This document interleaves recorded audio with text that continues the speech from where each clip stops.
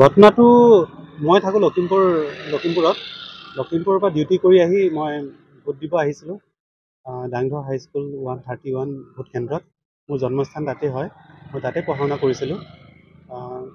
যেতিয়া ভোট কেন্দ্ৰত গৈ পাইছোঁ, লাইন পাতি আছে, লাইনত যেতিয়া হেৰি কৰি মই ভিতৰত সোমাইছোঁ, যেতিয়া চেক কৰিছে মোৰ ভোটটো কোনোবাই অলৰেডি দি থৈ গৈছে বোলে।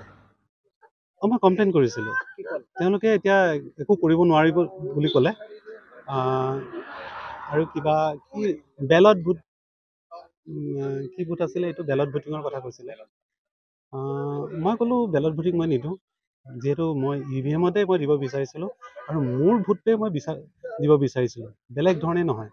মোৰতো সন্দেহ হয় না, এতিয়া বেলট ভোটিংটো কাউণ্টিং হয় নে নহয়।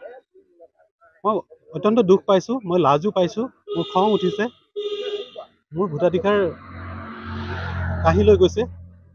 আৰু তাত এটা লক্ষ্য কৰিছোঁ, CCTV হেৰি আছে, ফুটেজ আছে, কিন্তু সেইটো চেক কৰিব পাৰে। তাত কোনো ভোটাৰৰ ভোটাৰ ID চেক কৰা হোৱা নাই। পুলিং এজেণ্ট আছে, তেওঁলোকে চাইছে।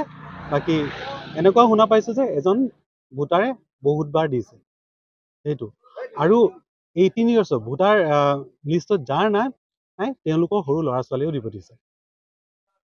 গতিকে সেইটো ক্ষেত্ৰত হৈছে, আৰু কিমান বা হৈছে, গতিকে উচিত তদন্ত এটা হ'ব লাগে। আৰু তাৰ কাৰণে মই চিভিল SDO ছাৰৰ ওচৰত আহি ৰিটেন কমপ্লেইন এটাও দি থৈ আহিছোঁ, গতিকে ব্যৱস্থা এটা হয়, তদন্ত হয়।